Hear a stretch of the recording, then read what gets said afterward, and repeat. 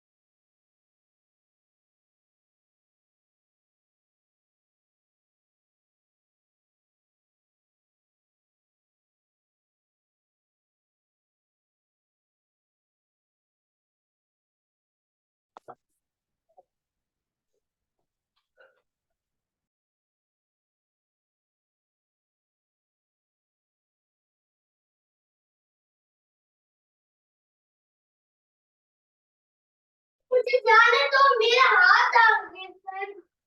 तुम लोग पागल हो गए, लास्ट तुम्हारी किसने मारा?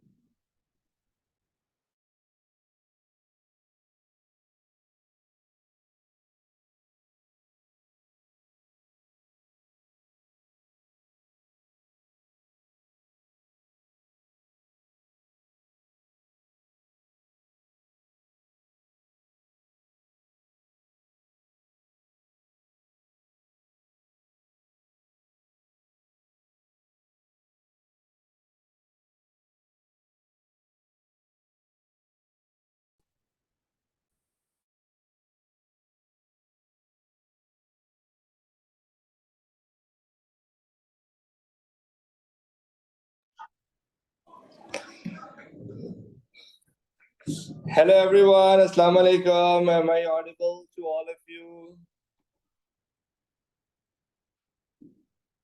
Can someone please confirm in chat if you all can hear me? Thank you, Fuzel, Hamis, Anas, Asim, Namra, Faik, Abdullah, Mubarak, Zuhaib, Mahin, Abdul Rahman, Rabika, Wase, Zara, Ehsan, for your kind confirmation. And Hadia and Hamid. So,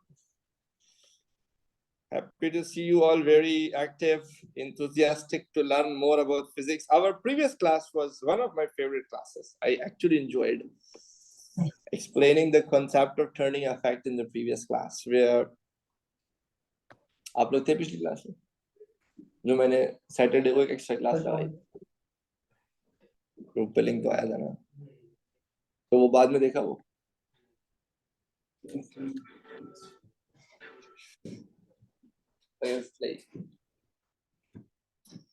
तो पिछली class में we talked about the concept of movement of force जिसमें हमने पहले simply बात की भाई movement is F into D, which is the product of force and perpendicular distance of pivot from the line of action of force. फिर हमने कुछ छोटे मोटे क्वेश्चंस किए फिर हमने ये बात की कि भाई लाइक अब जिंदगी ये ओ लेवल्स है ये ओ लेवल्स की आम जिंदगी है ये ए लेवल्स की आम जिंदगी है ठीक है लाइक ओ लेवल्स में ना यूजुअली फोर्सेस जो है ना वो जो डिस्टेंस दिया हुआ होता था ना वो यूजुअली परपेंडिकुलर डिस्टेंस ही दिया हुआ होता था इसलिए ओ लेवल्स में इतनी प्रॉब्लम नहीं होती थी आप F into D लगा लेते थे ए लेवल्स में नॉट नेसेसरली हर केस में फोर्स का परपेंडिकुलर डिस्टेंस ही दिया you know like turning effort निकालने के लिए ना F into D में D is perpendicular distance of pivot from the line of action of force जैसे इस केस में फोर्स ऑफ पिवट का परपेंडिकुलर डिस्टेंस है 12 मीटर्स इस केस में फोर्स ऑफ पिवट का परपेंडिकुलर डिस्टेंस 12 मीटर नहीं है rather this is the perpendicular distance थोड़ी सी उस पर बात हुई थी कि वो हम कैसे निकालेंगे बेसिक ट्रिग्नोमेट्री लगानी है और कुछ नहीं करना है then we recall the concept of equilibrium जिसमें हमने बात की कि भाई resultant force is zero and the algebraic sum of all the moment is zero means किसी भी पॉइंट के about clockwise movement must equal anti clockwise movement फिर हमने बात की कि भाई और अगर ऐसा ना हो कि या तो रिजल्टेंट फोर्स जीरो ना हो या clockwise movement anti clockwise movement के बराबर ना हो दोनों में से कोई एक चीज भी अगर नहीं हो पा रही है तो फिर आपका सिस्टम इसका मतलब इक्विलिब्रियम में नहीं है फिर हमने ये पंच लाइन डिस्कस की थी इसको जरा जल्दी से बता देते हैं कि भाई कभी भी किसी भी टर्निंग इफेक्ट का क्वेश्चन सॉल्व करना हो कोशिश करें उसको स्टेप वाइज सॉल्व करें जिसमें step number 1 is identify the pivot पहले ये डिटरमिन करें कि किस पॉइंट के अबाउट टर्निंग इफेक्ट निकालना है वो पॉइंट यूजुअली क्वेश्चन में गिवन होता है ना हो तो आपको खुद डिसाइड करना पड़ता है पहले आपको लेकिन पता होना चाहिए कि भाई दिस इज माय पिवट यानी इस पॉइंट के अबाउट सारे क्लॉकवाइज या एंटी क्लॉकवाइज मूवमेंट निकलेंगे फिर आप सारे फोर्सेस मार्क करें then you should identify all the forces acting on the system then if the line of action of a force passes through the pivot then turning effect due to that force will be zero और अगर कोई भी आपकी force है जिसको अगर आप extend करते हैं और वो पिवट से गुजरती है तो ऐसी तमाम फोर्सेस की वजह से टर्निंग इफेक्ट जीरो होता है ऐसी फोर्सेस जो डायरेक्टली पिवट से जा रही हैं वो किसी किस्म का टर्निंग इफेक्ट प्रोड्यूस नहीं कर सकती तो किसी पॉइंट के अबाउट अगर कोई फोर्स डायरेक्टली उसके थ्रू गुजर रहा है तो उस पॉइंट के अबाउट टर्निंग इफेक्ट निकालते हुए आप उस फोर्स को इग्नोर कर देंगे जो उस पिवट से गुजर रहा है जो बच जाएंगे फिर उन फोर्सेस की वजह से हर फोर्स का अपना अपना टर्निंग इफेक्ट निकालेंगे और हर फोर्स का उसका जो भी पिवट से परपेंडिकुलर डिस्टेंस होगा उससे मल्टीप्लाई कर करके you are going to figure out or calculate turning effect due to each force one by one and you're gonna mark them each as either clockwise or anti-clockwise और फिर आपने sum of clockwise movement को sum of anti-clockwise movement के बराबर लेना है अगर किसी सिस्टम इक्विलिब्रियम में हो वरना आप सिंपली उनका सम निकाल लें to get the resultant movement फिर हमने ये एक दो एमसीक्यूज देखे थे और जिसमें हमने इन्हीं चीज को अप्लाई करने की कोशिश की थी फिर मैंने एक बड़ा सिंपल सा क्वेश्चन कराया था बट इस क्वेश्चन को करने में हमें 15-20 मिनट लग गए थे because I really wanted everyone to follow that steps and we try to understand कि भाई ओ लेवल से बड़ा सिंपल होता था बस एक क्लॉकवाइज एक एंटी क्लॉकवाइज लिया सॉल्व करके आगे निकल गया बट ए लेवल में we need to make sure we properly mark forces वरना फिर सिंपल क्वेश्चंस तो ओ लेवल से भी हो जाते थे मुश्किल क्वेश्चंस एकदम से परेशान कर देंगे आपको so we need to make sure that we mark forces correctly ना और जितना मुझे याद पड़ रहा है ये वो क्वेश्चन था जो मैंने होमवर्क में दिया था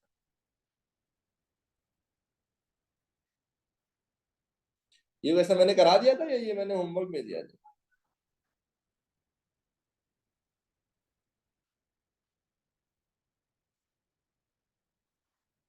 ये मैंने होमवर्क में दिया, तो आए जरा इसको जरा जल्दी से डिस्कस कर लेते हैं, ठीक है? हमें लग रहा है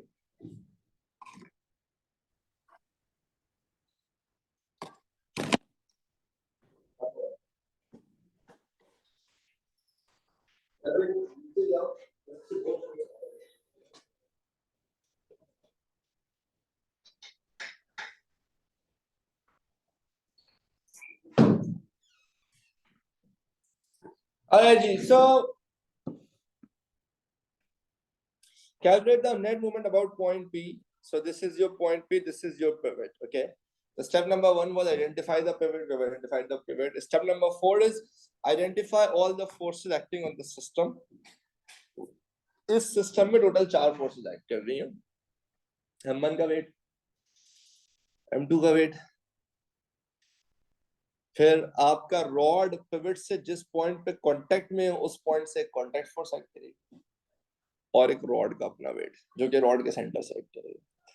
So there are a total of 4 forces, इसमें से एक फोर्स ऐसी है जो कि टर्निंग इफेक्ट निकालते हुए इग्नोर हो जाएगी, which is the normal contact force। उसकी वजह ये है कि यही आपका पिवट है और आपकी फोर्स यहीं से जा रही है। So if the line of action of force is passing through the pivot, then turning effect due to that force will be 0। उस फोर्स के से टर्निंग इफेक्ट नहीं आता ना, तो ये फोर्स इग्नोर हो जाएगी। बाकी जो रॉड का वेट है वो भी क्लॉकवाइज मूवमेंट प्रोड्यूस करेगा, और ये जो मास का वेट है ना ये भी क्लॉकवाइज मूवमेंट प्रोड्यूस करेगा। वेयर एज ये जो आपका M2 का वेट है ना, ये कौन सा मूवमेंट प्रोड्यूस करेगा? ये एंटी क्लॉकवाइज मूवमेंट प्रोड्यूस करेगा। सो सबसे पहले movement due to normal contact force is 0 as it passes through the pivot. पहले तो उसको आप इग्नोर कर दें टर्निंग इफेक्ट निकालते हुए, if you are finding turning effect about point P because the force is passing through the pivot. अब ये जो दो फोर्सेस है ना, इन दो फोर्सेस की वजह से क्लॉकवाइज मूवमेंट प्रोड्यूस होगा, इसकी वजह से एंटी क्लॉकवाइज प्रोड्यूस होगा। क्लॉकवाइज को यूजुअली हम नेगेटिव और एंटी क्लॉकवाइज को पॉजिटिव लेते हैं ना, तो मैं अलग अलग नहीं निकाल रहा, मैं एक साथ ही 1 बाय 1 लिख के सबका सम निकाल रहा हूँ। तो सबसे पहले आपका जो ये वाला फोर्स है यानी कि W1, ठीक है, ये आपका फोर्स है, वेट, इसका मास है 3 kg, यानी लेट्स से इसका मास अभी पुट नहीं करते, M1 G as it is. इस फोर्स का जो परपेंडिकुलर डिस्टेंस है ना वो 5 मीटर है। डायग्राम फिट टू स्केल है, एक स्मॉल बॉक्स 1 मीटर के बराबर है, तो इसका पिवट से डिस्टेंस है 5 प्लस ये वाला जो आपका फोर्स है विच इज सिंपली mg कर देते हैं, W इक्वल mg। इसका पिवट से परपेंडिकुलर डिस्टेंस है 2 meter. So this is your force, this is perpendicular distance from pivot which is 2 plus. अच्छा, इन दोनों को मैंने नेगेटिव लिया है, क्यों नेगेटिव लिया है? क्योंकि ये क्लॉकवाइज है, तो हमने रूल ये डिसाइड किया था कि बाय कन्वेंशन हम क्लॉकवाइज को नेगेटिव और एंटी क्लॉकवाइज को पॉजिटिव लेंगे। अगर मैं इसकी बात करूं तो इसका जो मास है वो M2 है, M2G, ये इसका वेट हो गया, और इसका पिवट से डिस्टेंस तो ड्राइंग में वैसे नजर आ रहा है इनटू 2। ठीक है, 2 मीटर और 5 मीटर डिस्टेंस निकाला है ये दिया हुआ है। ये बॉक्सेस है ना, फिट टू स्केल डायग्राम है, तो एक बॉक्स 1 मीटर है। जल्दी मुझे पहले सारे बता दे, यहाँ तक सारे क्लियर होंगे, उसके बाद तो मुझे कुछ नहीं करना चाहिए, वैल्यू पुट करके आंसर निकाल। इन दो की वजह से टर्निंग इफेक्ट नेगेटिव है और इनकी वजह से टर्निंग इफेक्ट मैंने पॉजिटिव।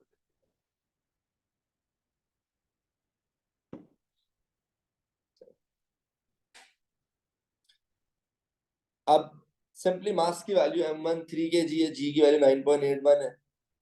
रॉड का अपना मास, M is mass of the rod, that is 6 kg। G की वैल्यू 9.81 है, 2 एज इट इज। फिर रॉड का अपना मास है 8 kg, 9.81 एज इट इज 2 है। रॉड कह रहे हैं इसका मास है 8 kg, तो M2 की जगह मैंने 8 लिख दिया। जब मैं इसको सिंप्लीफाई करूंगा ना तो मेरा फाइनल आंसर है -108 न्यूटन मीटर्स। ये -108 का क्या मतलब है? इसका मतलब ये ओवरऑल एंटी सॉरी, हाँ इनफैक्ट नेगेटिव मतलब क्लॉकवाइज रखा था ना, इसका मतलब ये ओवरऑल क्लॉकवाइज मूव करेगा। ओके, तो मैं चाहूँ तो इसको 108 न्यूटन मीटर और फिर आगे क्लॉकवाइज मार्क कर दूं, तो फिर मैं नेगेटिव ना भी लिखूं तो कोई मसला की बात नहीं। सही है भाई, सारे मेरे साथ। आई थिंक एक क्वेश्चन आया हुआ है चैट पे, जरा उसको देख लेते हैं। Sir, 5. Sir, what if they ask about the force exerted by the pivot? Then would it be sum of all the forces acting on the rod? मनाइल नहीं पूछ सकते वो अभी. Force acting on the rod. वैसे आमतौर पर वो पूछेंगे तो वो उससे पूछेंगे जब सिस्टम इक्विलिब्रियम में होगा तब आप sum of upward forces sum of downward forces के बराबर ले लीजिएगा. तो वहां से आप ये कॉन्टैक्ट फोर्स निकाल सकते हैं. ये क्वेश्चन में अभी आपको इस तरह का क्वेश्चन कराऊंगा कि कॉन्टैक्ट फोर्स कैसे निकालते हैं. इनफैक्ट हमारा अगला क्वेश्चन ही.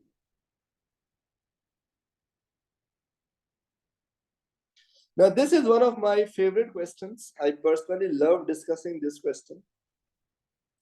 ये क्वेश्चन की डायग्राम है और आपको इन वर्ड्स भी क्वेश्चन में सारी डिटेल्स ना बड़ी क्लियरली गिवन है. पहले एक बार क्वेश्चन रीड कर लेते हैं और फिर मंगाएंगे. एक यूनिफॉर्म रॉड है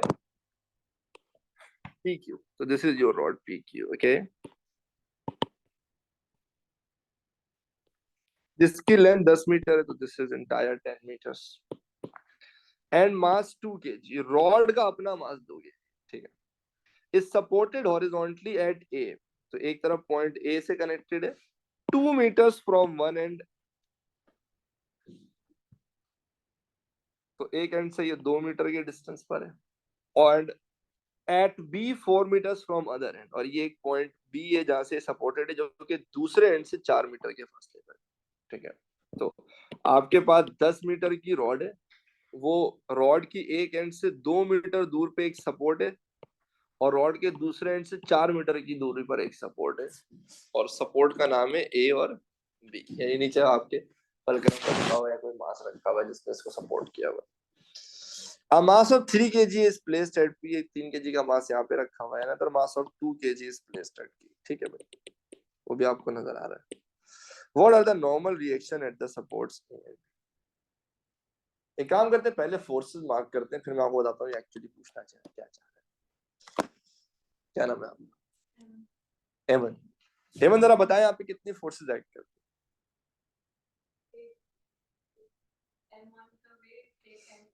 एक M1 का वेट. क्या बात है. एक M2 का वेट. ठीक है. W1 और W2 और रॉड का अपना वेट कहाँ ऐड करेगा. नीचे तो ऐड करेगा बिल्कुल सेंटर पे ऐड करेगा. ठीक है. वो रॉड का अपना वेट. ठीक है.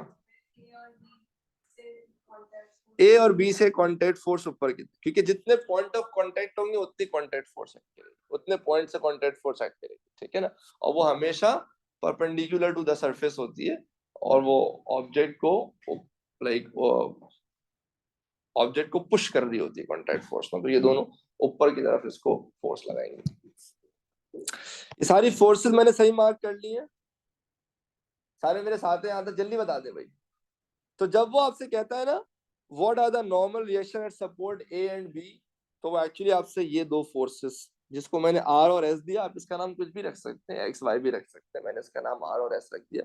ये दो फोर्सेस की वैल्यू चाहिए. यानी what are the values of R and S in this case. ठीक है. अब आपका सिस्टम ना इज सपोर्टेड हॉरिजॉन्टली यानी इट इज हेल्ड हॉरिजॉन्टल. इसका मतलब यही है कि आपका सिस्टम ना इक्विलिब्रियम यानी वो रोटेट नहीं कर रहा है क्लॉकवाइज या एंटी क्लॉकवाइज.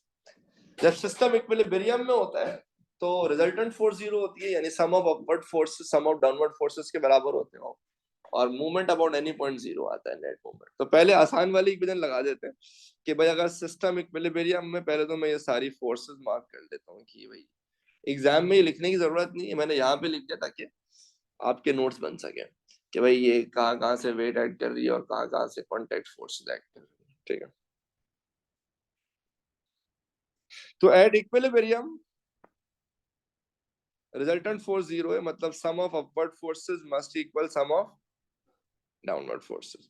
अपवर्ड फोर्सेस में R और S है तो R plus S. Downward forces में ये इस ऑब्जेक्ट का वेट फिर रॉड का वेट फिर ये 2 kg के ऑब्जेक्ट का वेट. तो ये वाला मास 3 kg का है तो 3 into 9.81. रॉड 2 kg का है 2 into 9.81. फिर ये वाला मास जो क्यू पे रखा हुआ है ये भी 2 kg का है तो 2 into 9.81. इस तरह से आंसर आ जाएगा 68.67. इसके आगे मैं कुछ भी नहीं कर सकता. ना मुझे R की वैल्यू पता है ना मुझे S की वैल्यू पता है. तो that gives me an equation of R plus S यानी R और S की फॉर्म में बस एक इक्वेशन मिल गई है which is 68.67. याद है सारे मेरे साथ हैं? जल्दी जल्दी जरा मुझे प्लीज एक्नॉलेज करें सारे, if you are all good till now.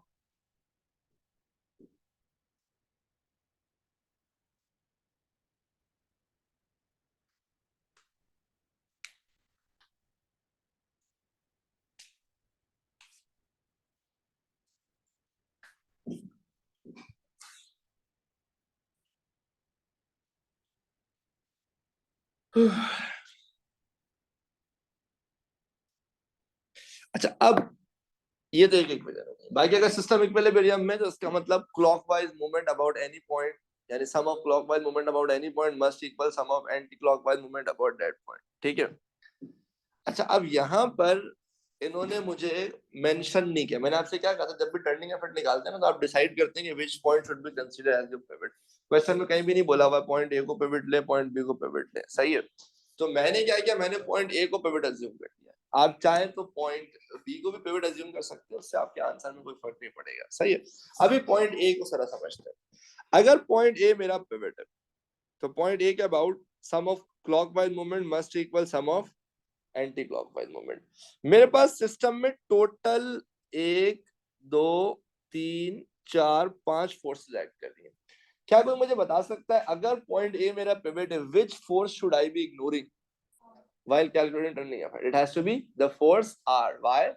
Because R is passing through the pivot. So if the line of action of force is passing through the pivot, then turning effort to that force will be 0. So if A is my pivot, then the force which I'm going to ignore is going to be यानी R का मैं turning effort निकालूंगा ही नहीं, क्योंकि निकलेगा ही नहीं, वो pivot से जा रहा है।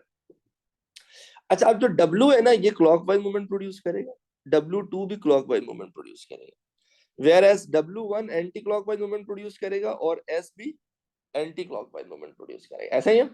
सो S यूं घुमाएगा ना, अगर रॉड आपकी S है और आपकी फोर्स यूं लग रही, तो ये यूं घूमेगा, दिस इज उल्टा, एंटी क्लॉकवाइज। तो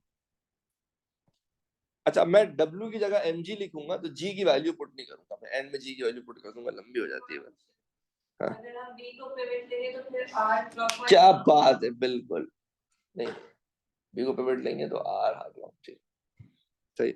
अच्छा, तो अगर पॉइंट ए आपका पिवट है, तो ये जो रॉड का अपना वेट है ना, वो है 2 kg।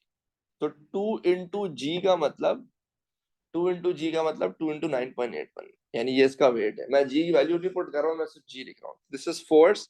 इसका पिवट से डिस्टेंस कितना है, 3 मीटर्स का, प्लस ये जो रॉड है ना, ये जो M2 है, इसका मास है 2, इसको जी से मल्टीप्लाई करें, ये इसका वेट हो जाएगा। इसका जो पिवट से डिस्टेंस है ना, ये है टोटल 8 मीटर्स का, ठीक है। तो So how this is the is your, distance 3? Sorry, How is the distance 3 if you subtract 10 by 4? हाँ, see, this is 5, this is 2. How much is this? This is 5, this is 2, this is 3 ना? तो sir ये जो आपका W1 है वो anti clockwise नहीं होगा? नहीं, W1 नहीं, मैं अभी W का निकाल रहा हूँ। तो सर आप क्लॉकवाइज में ये तरह, एक मैं जरा इक्वेशन कंप्लीट कर लूं, फिर मैं एक एक करके तोड़ तोड़ के आपको समझाऊंगा, ठीक है। ये टर्निंग इफेक्ट इसका है, ये टर्निंग इफेक्ट इसका है, ये दोनों क्लॉकवाइज मूवमेंट प्रोड्यूस करेंगे, ठीक है। फिर ये जो आपकी फोर्स है ना S, इसका पिवट से डिस्टेंस कितना है, 4, प्लस ये जो आपकी फोर्स है ना, वेट, इसका मास है 3 ना, तो 3 इंटू जी कर दें, और इसका पिवट से डिस्टेंस है 2।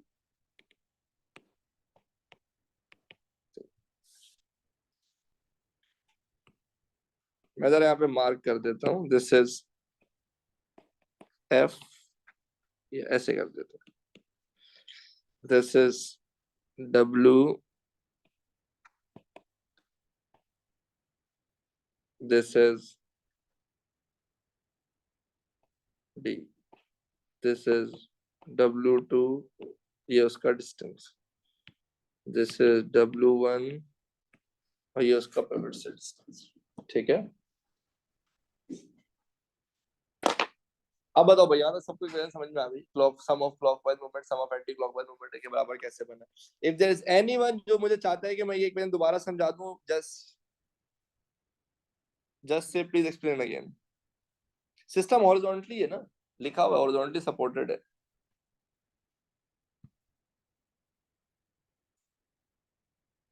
ठीक है, चलो। एनीवन एल्स, ताकि मैं पर्टिकुलरली उनसे बात कर लूं, हामिद और आसिम के अलावा। देखिए हामिद एंड आसिम इस चीज को समझे।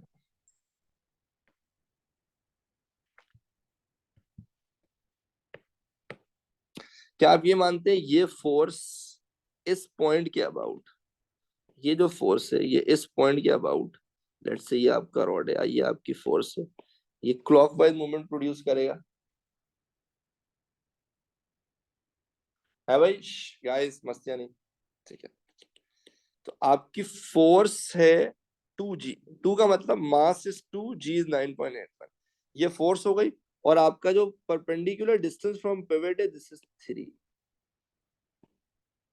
तो ये turning effect due to W आ गया। जल्दी बताओ यस या नो। ठीक है, अब ये आपकी फोर्स है W2, ठीक है ना? इसका भी इत्तेफाक से मास ना, जैसे रॉड का मास 2 था ना, तो इसका मास भी 2 ही है, तो 2g इसका वेट हो गया। इसका पिवट से परपेंडिकुलर डिस्टेंस जो है ना वो है 8। 2g is m into g, mass is 2, g is 9.1, तो वेट बन जाएगा। ठीक है, जल्दी बोले बेटा यस और no.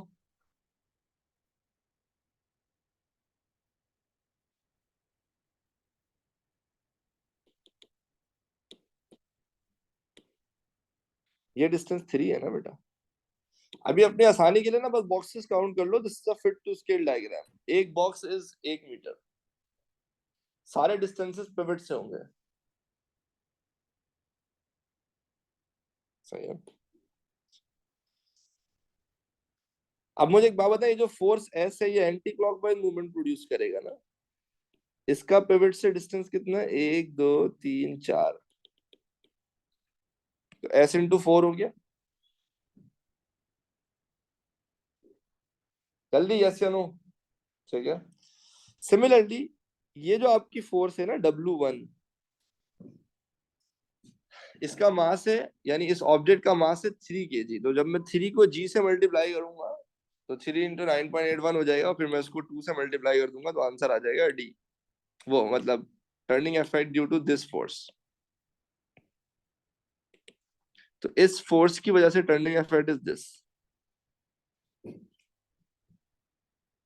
This is also anti clockwise. इस पॉइंट के अबाउट जब आप फोर्स u लगाएंगे ना तो आपका सिस्टम u घूमेगा, विच इज एंटी क्लॉकवाइज।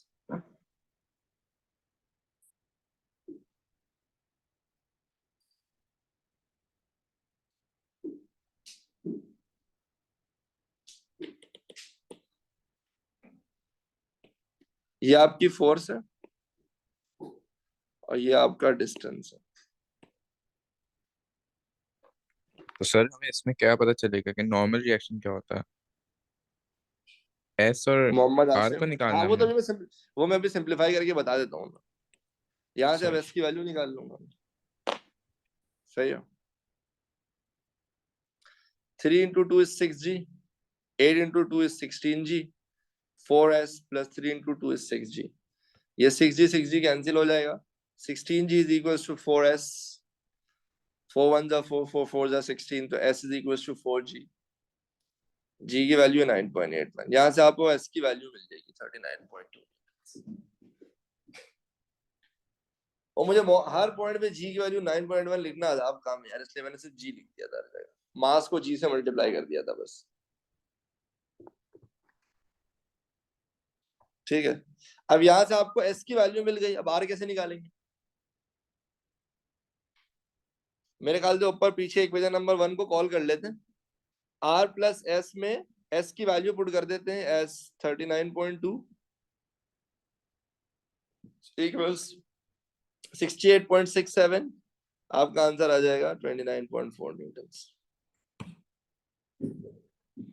समझ रहे हो आप मेरी बात? अब इसमें what is very important to understand is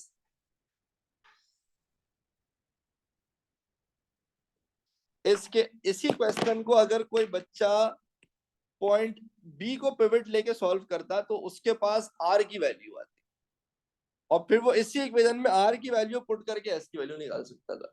and I would strongly advice कि आप घर पे ना इसी क्वेश्चन को जब दोबारा सॉल्व करने बैठे तो आप इसको दूसरे तरीके से सॉल्व कीजिएगा एंड चेक कीजिएगा कि आपका आंसर सेम आ रहा है।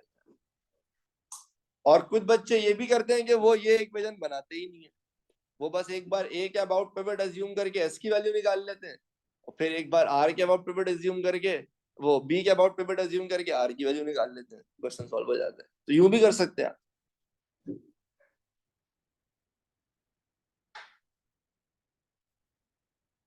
Are you all Sir, with can me? you repeat? Sir, can you please repeat the second method? See, second method is right now I have assumed A as my point of pivot now. Let's say if I assume B as pivot, then I'll be able to determine R with the help of making an equation of clockwise movement and anti-clockwise movement about point B, because then S will be ignored as S is passing through B. After finding R, you can put in the value of R in this equation and then get the value of S. So eventually be able to find R and S both. Sir, you were saying something कि कुछ बच्चे ऐसे भी कर लेते हैं, हाँ, वो वाली क्या बात there's थी? another category of kids वो ये करते हैं कि वो ये इक्वेशन बनाते ही नहीं। What they do is they first assume point A as their pivot and they find S. Then they assume B as their pivot and find R. खत्म हो गई बात। तो उनको वो साइमल्टेनियस सॉल्यूशन नहीं करना पड़ता।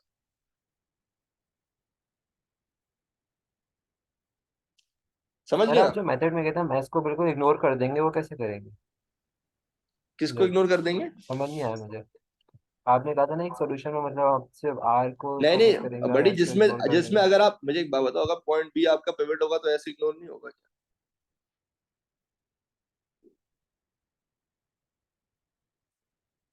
If point B is your pivot, why would you consider S? मुझे बताओ S क्यों इग्नोर होगा अगर पॉइंट B पिवट पे होगा तो बताओ। Because S is passing through the pivot.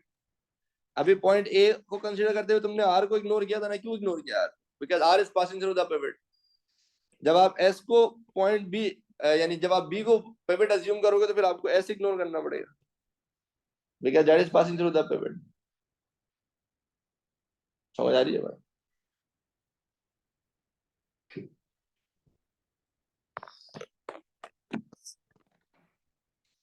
Am I able to make myself clear to all of you?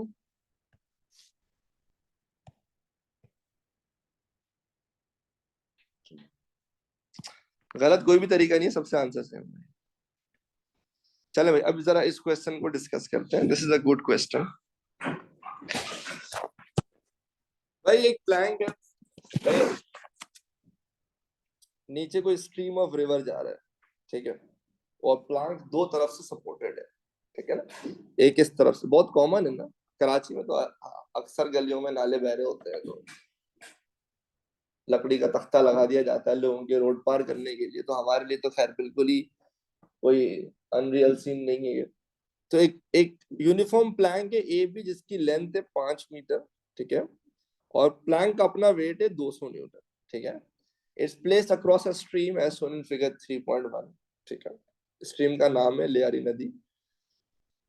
A man of weight 880 Newton stands at distance x from end A. The ground exerts a vertical force F on the plank and at end A, a vertical force FB on the plank at end B. तो एक force यहाँ से लग रही है and A पे, एक force and B से लग रही है। ये दोनों कौन सी फोर्स है? फोर्स की टाइप पता है कौन सी फोर्स है? कॉन्टैक्ट फोर्स है, ठीक है। ये दोनों तो कौन सी फोर्स है? Contact force. अच्छा, As the man moves along the plank is always in equilibrium. अब जाहिर सी बात है, बंदा यहाँ पे खड़ा हुआ हो, यहाँ पे खड़ा हुआ हो, कहीं पे भी खड़ा हो, तख्ते ने कहीं नहीं जाना, ना क्लॉकवाइज मूवमेंट करना है ना एंटी क्लॉकवाइज मूवमेंट बढ़ना है कहीं से। मतलब इन शॉर्ट ऑब्जेक्ट हमेशा इक्विलिब्रियम में रहेगा। कहता है अभी राइट नाउ हमारा बंदा जो है ना वो x इक्वल 0.5 मीटर्स पे खड़ा हुआ, ठीक है, from end A. Use the principle of movement to find the magnitude of F B निकालना है। अब मुझे खुद बताओ, पिवट मुझे ए लेना चाहिए या बी लेना चाहिए? अच्छा बताओ, बी क्यों नहीं लेना चाहिए? क्योंकि सर अगर पॉइंट बी ले लिया तो सबसे पहले तो यही इग्नोर हो जाएगा, यही तो निकालना है, इसी को इग्नोर कर देंगे तो फिर बचेगा क्या? समझ रहे हो आप? निकालना ही एफ बी है ना। अब तुम लोगों को मेरी बात समझ में आएगी। चैप्टर के शुरू में मैंने कहा था कि क्वेश्चन में pivot identification is going to be a decision जो आप लेंगे। कभी कभार तो क्वेश्चन में वो खुद ही बोल देता है भाई ये पॉइंट आपका पिवट है, बात ही खत्म हो गई। अब इसने उसने कहीं नहीं बोला है कि पॉइंट ए को पिवट बनाओ, पॉइंट बी को पिवट बनाओ। यहाँ पर आपकी कॉमन सेंस चलनी चाहिए कि अबे पॉइंट बी को पिवट बना के करेंगे क्या। अगर पॉइंट बी को पिवट बना दिया तो फिर सबसे पहले वो फोर्स जो इग्नोर होगी वो एफ बी है। एफ बी इग्नोर हो गई मतलब इक्वेशन में एफ बी आएगी नहीं, तो एफ बी निकलेगी कैसे? इसलिए पॉइंट ए को पिवट अज्यूम करना at equilibrium, consider point A as your pivot, this is a very important decision. सारे मेरे साथ हैं? अब now clockwise movement must equal anti clockwise movement. सही है भाई? If point A is your pivot, अब बताओ कौन सी फोर्स इग्नोर होगी? F A. और हमारे लिए इससे अच्छी कोई बात नहीं है, क्योंकि ना हमें एफ ए पता है ना हमें एफ ए निकालना है, तो हम तो खुश हैं कि भाई इग्नोर हो जाए। सही है? 880 न्यूटन क्लॉकवाइज मूवमेंट प्रोड्यूस करेगा, 200 न्यूटन क्लॉकवाइज मूवमेंट प्रोड्यूस करेगा अबाउट पॉइंट ए, और F B anti clockwise movement produce करेगा। ओके, प्लैंक का वेट है तो 200 न्यूटन आपके प्लैंक का वेट था, जो कि एट अ डिस्टेंस 2.5 है, क्योंकि टोटल प्लैंक की लेंथ 5 मीटर है ना, यूनिफॉर्म है, तो उसका मतलब वेट बिल्कुल 20 से जाएगा तो 2.5 हो गया। ठीक है, फिर बंदे का अपना वेट 880 न्यूटन है और बंदा 0.5 मीटर के डिस्टेंस पर है। This is given in the question. X की वैल्यू 0.5 है। ठीक है, फिर एंटी क्लॉकवाइज मूवमेंट में आपके पास फोर्स आ जाती है ये एफ पी, और ये कितने डिस्टेंस पर है बेटा? ये टोटल 5 मीटर के डिस्टेंस पर है पॉइंट ए से, तो ये पूरा 5 आएगा यार। क्या आप सारे मेरे साथ हैं? मेरे ख्याल से यहाँ से मैं एफ बी की वैल्यू निकाल सकता हूँ, which is 188 newtons। Chilling scene है भाई, आसान है, ईज पीस। अच्छा, अब जो अगली चीज है ना, उसको समझाने के लिए मैं जरा एक डंडा ढूंढ के ला रहा हूँ, फिर समझाना।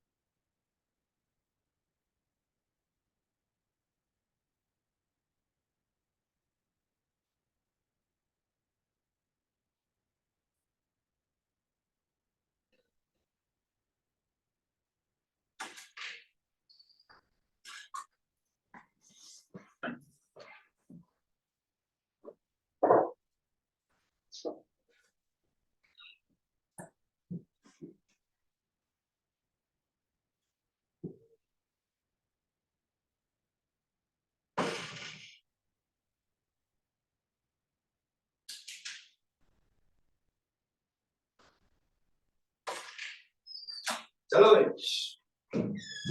चलो भाई, मिल गया डंडा, मिल गया।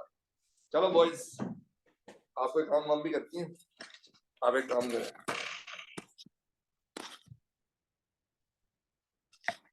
कैमरा पकड़े। सही है, एक काम करना होगा तुम्हें बॉयज। चलो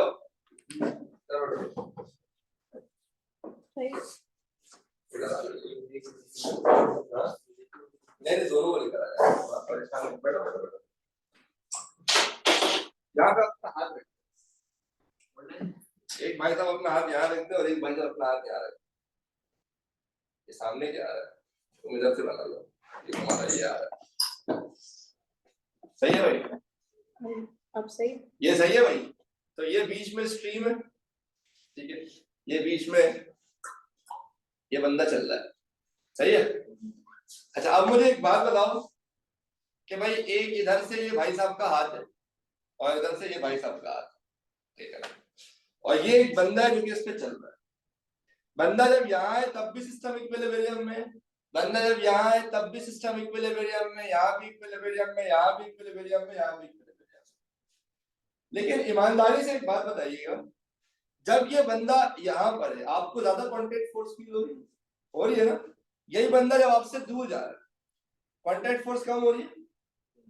जब ये बंदा आपके करीब आ रहा है आपको कांटेक्ट फोर्स बढ़ रही है। इसका मतलब भले बंदा इक्विलिब्रियम में, बंदा यहाँ हो, यहाँ हो, यहाँ हो, कहीं पे भी हो, सिस्टम इक्विलिब्रियम में, लेकिन कांटेक्ट फोर्स की वैल्यू दोनों तरफ सेम नहीं है।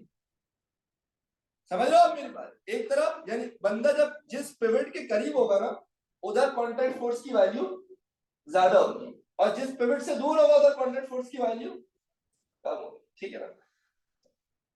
अब इंटरेस्टिंग सी बात यह है कि जब मैं आपसे दूर जा रहा हूं तो आपकी कांटेक्ट फोर्स की वैल्यू कम हो रही है, लेकिन उधर से क्या होती जा रही है? बढ़ते जा रही है। उसकी वजह यह है कि देखें, एक आपके पिवट, एक इस रॉड का या इस प्लैंक का अपना वेट है और एक इस बंदे का अपना वेट है। ठीक है? जैसे इस केस में प्लैंक का वेट है 200 न्यूटन और बंदे का जो वेट है ना वो है तकरीबन 880 न्यूटन। ठीक है? That makes a sum of total 1080 newton. सही है? अब sum of upward forces must equal sum of downward forces. देखिए बंदा यहां पर हो या यहां पर हो, ना वेट चेंज हो रहा है बंदे का, ना वेट चेंज हो रहा है प्लैंक का। इसका मतलब सम ऑफ डाउनवर्ड फोर्सेस हर पॉइंट पे सेम, व्हिच इज 1080 न्यूटन। तो सम ऑफ अपवर्ड फोर्सेस भी ना हर पॉइंट पे सेम होना चाहिए। तो अगर एक तरफ से फोर्स कम होती है ना दूसरी तरफ से क्या हो जाती है? बढ़ जाती है। या अगर एक तरफ से बढ़ती है तो दूसरी तरफ से कम हो जाती है, ताकि sum of upward forces must remain equal to the sum of downward force. ठीक है भाई? Thank you. Will remember your contribution in the field of physics and ये आपका। ठीक है गाइस, सो ये डंडा आपने घर ले जाए लेकिन किसी को उठाई मत कर दीजिएगा इससे। सही है भाई? जो नजर आया उसको। सो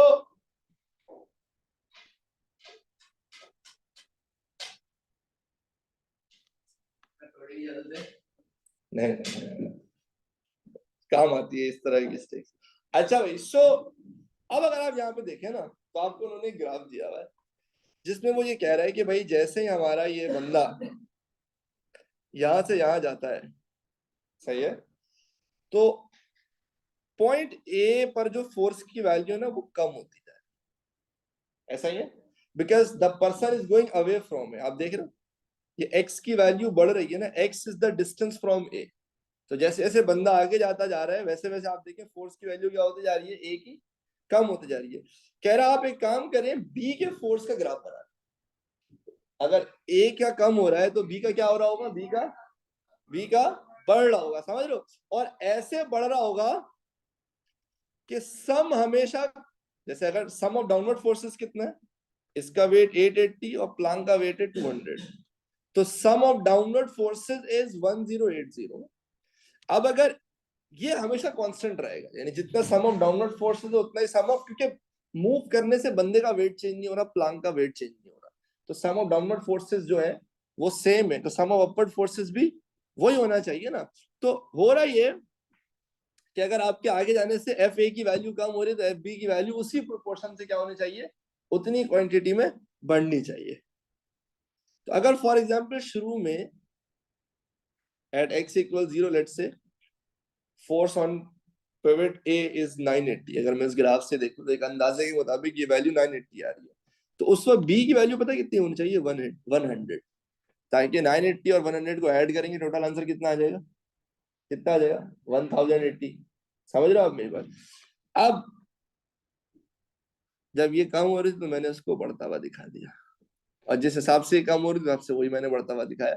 तो ये बस ऐसे एक लाइन मारने का ना एग्जाम में कोई 2 या 3 नंबर। असल में सम मुझे चाहिए कितना? 1080 ना, तो अगर एक 980 दूसरा कितना होना चाहिए? 100, ताकि आंसर आ जाए 1080। सम सेम आना चाहिए ना हमेशा।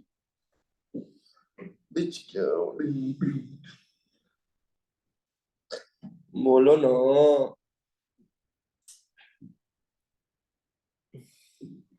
भाई। देखो अब्दुल्ला शहजाद, एक बात का मुझे जवाब दो।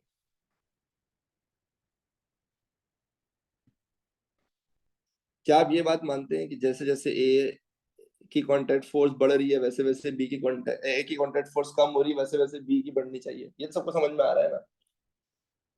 अब सम ऑफ डाउनवर्ड फोर्सेस कितनी है? 880 यानी बंदे का वेट और प्लांक का वेट। 880 और 200 को ऐड करो कितना होगा? 1080। सही है। Sum of upward forces are sum of force at A and force at B. अच्छा, at any distance, let's say at distance 0, मैं अगर ग्राफ से रीड करता हूं ना, तो फोर्स ऑफ ए आ रही है 980, तो उस वक्त फोर्स ऑफ बी कितनी होनी चाहिए? 100 होनी चाहिए ना, ताकि इनका सम कितना आ सके? 1080 आ सके। इसलिए मैंने इसको 100 से स्टार्ट किया, 0 से स्टार्ट नहीं किया। समझ रहे हो बॉयज?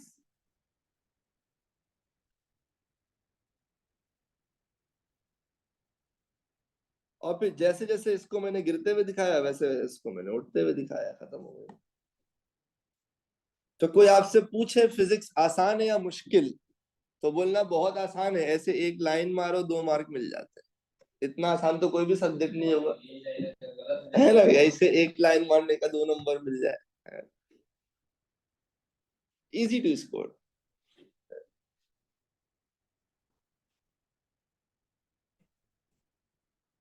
हाँ, अगर अंकल बिल्कुल बीच में है ना, क्योंकि प्लांक का वेट भी बिल्कुल बीच में, अंकल का वेट भी बीच में, तो आप ये वो पॉइंट होगा जहां पे आप एक्सपेक्ट करेंगे कि दोनों तरफ से कॉन्टैक्ट फोर्स की वैल्यू सेम आनी चाहिए, क्योंकि प्लांक भी यूनिफॉर्म ही है ना, तो सेम आनी चाहिए।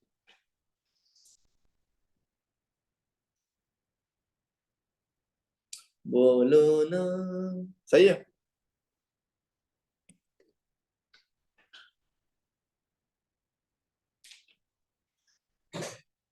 ओहो हो, आज तो भाई दिन है, आज तो दिन है बॉडी दिखाने का।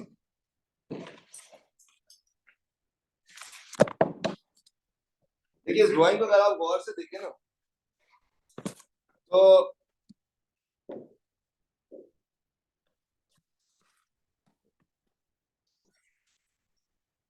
जैसे for example this is my bag. सही सही सही। अगर मैं इस बैग को ऐसे पकड़ लूं, समझ रहे आप? ठीक है भाई। तो अब व्हाट इज हैपनिंग इज कि बैग का अपना वेट है जो नीचे की तरफ जा रहा है, और ये मेरा हाथ है ना, क्या बोलते हैं इसको इंग्लिश, ये वाले फोर आर्म, उसका भी वेट नीचे की तरफ। ठीक है, इस ये दिस इज क्या बोलते हैं, एल्बो। इस पॉइंट के अबाउट आपको एक, अगर वहां से देखेंगे, एंटी क्लॉकवाइज मूवमेंट नजर आएगा।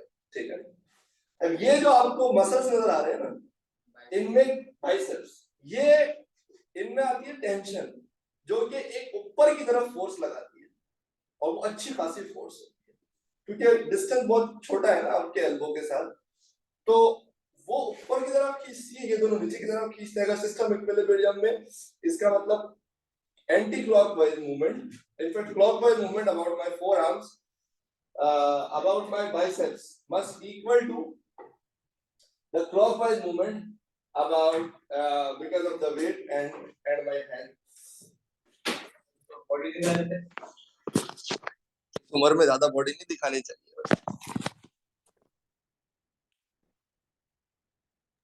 Sir, I did not understand that. How did you decide anti-clockwise or clockwise? मैं अभी ये आपको, तो मैं आपका भी आपको ड्राइंग में समझा देता हूँ।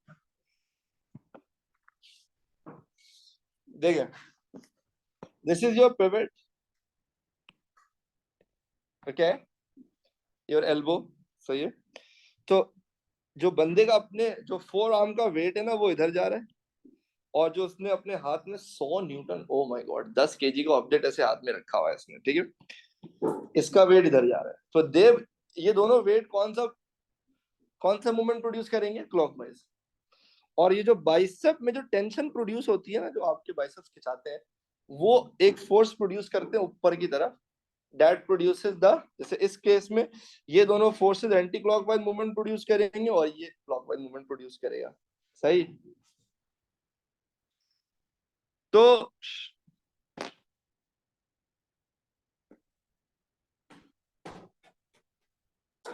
Sir, how अगर did we आपने हाथ decide the को pivot? हॉरिजॉन्टल रखा हुआ है, इसका मतलब clockwise movement must equal anti clockwise movement. तो आपकी जो फोर्स है वो है 20 न्यूटन और इसका पिवट से डिस्टेंस है 10। बड़ा सीधा सीधा डिस्टेंस दिया हुआ, दिमाग भी नहीं लगेगा। फिर आपकी ये वाली फोर्स है 100 न्यूटन और इसका पिवट से डिस्टेंस है 32। सही है। फिर ये जो एफ है ना, ये अच्छी खासी फोर्स होगी, ठीक है। इसका जो तो ये पिवट से डिस्टेंस है which is 9.81। नहीं, आपको डायरेक्ट वेट ही दिया हुआ है ना, फिर क्यों 9.8? अगर मास दिया हुआ होता फिर आप 9.81 से multiply. Okay sir, thank you. तो फोर्स 850 न्यूटन। गॉश, 850 न्यूटन की tension, I don't think this like इतनी आती है हाथों में टेंशन। 850 न्यूटन का तो समझते हो, यानी 85 केजी का ऑब्जेक्ट आपके बाइसेप से लटका हुआ है, इसका ये मतलब है। ठीक है भाई गाइस, या फिर तुम लोग शुरू हो गए यार। गुज्जर भाई तुम पढ़ाई में Sir, तवज्जो दो बस। जी बेटा। how did you decide the pivot? How did I decide the pivot? इस पॉइंट के अलावा मैं किस पॉइंट को पिवट लूं? मेरे ख्याल से यही वो Sir, पॉइंट है, मतलब elbow. looking at the diagram, it is मतलब quite evident कि वो pivot है क्योंकि सारी हाँ measurements उसके हिसाब से बिल्कुल लेनी है. But बिल्कुल। any like हाँ। logical reason कि क्यों, why the नहीं नहीं, elbow? देखिए मैंने आपसे कहा ना, there is no one reason of selecting any point as a pivot.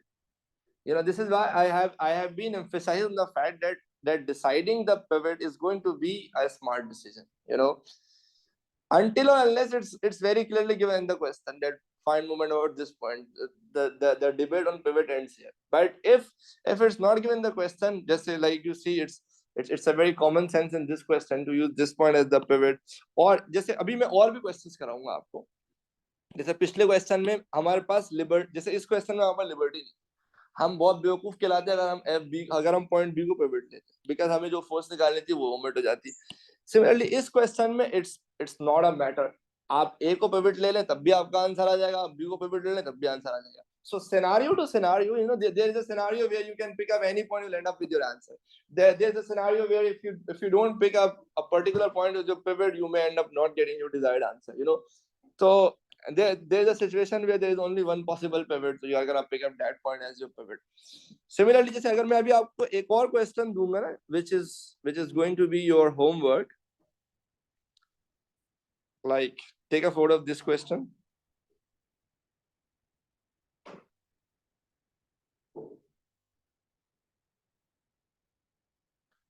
We'll be discussing this in the next class, and take a photo of this question. I mean, this is particularly one of my favorite past paper questions.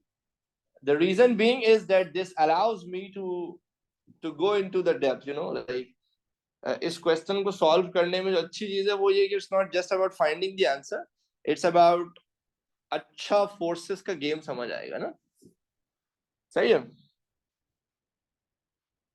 तो please do try this questions eight, यहाँ पे pivot बड़ा artistically आपने decide करना पड़ेगा ना, like which point should be considered as the pivot in solving this question, because इस question में भी ना उन्होंने कहीं पे भी नहीं बताया कि which point should be considered as your pivot. And last but not the least, this question.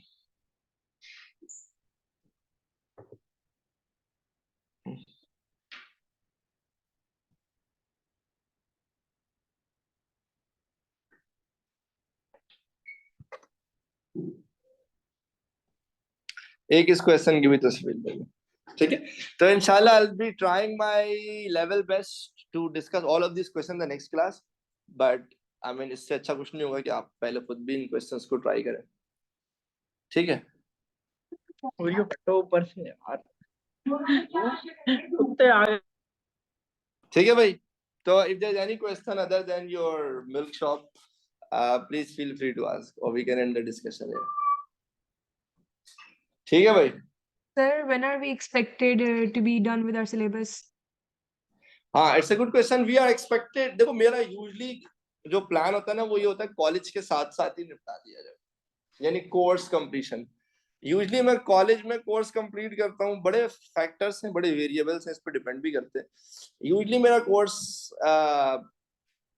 March and में या अप्रैल के पहले दूसरे हफ्ते में कॉलेज के साथ ही खत्म हो जाता है। बट यूजली ट्यूशन पे टाइम थोड़ा ज्यादा लगता है, बिकॉज बच्चे सवाल बहुत पूछ रहे होते हैं, उसको रिपीट करना होता है।